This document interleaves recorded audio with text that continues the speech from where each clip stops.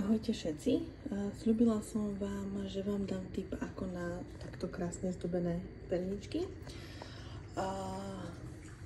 Mám doma aj valček a mám doma aj túto podložku a musím vám povedať, že podložka je určite lepšia. Valček vám bude, ako môžete vidieť, zbytočný, pretože keď pozriete sa, tak ten vzor nie je nejaký hlboký, je len taký plytký, čiže mohla som tlačiť ako som chcela na perničky a vôbec na cesto mi ho otlačilo, ale pri pečení, pokiaľ tam máte buď kypriací prášok alebo sodu bikarbónu, tak sa vám nafúknú a už vám ten vzor tam neukáže.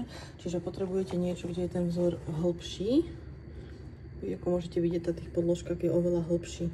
Čiže určite cez to som si rozvalkala, na to som si položila podložku, takto naopak, prevalkala som si ho valčekom a otlačil sa mi vzor, ktorý som upiekla a takto vyzerajú medovničky.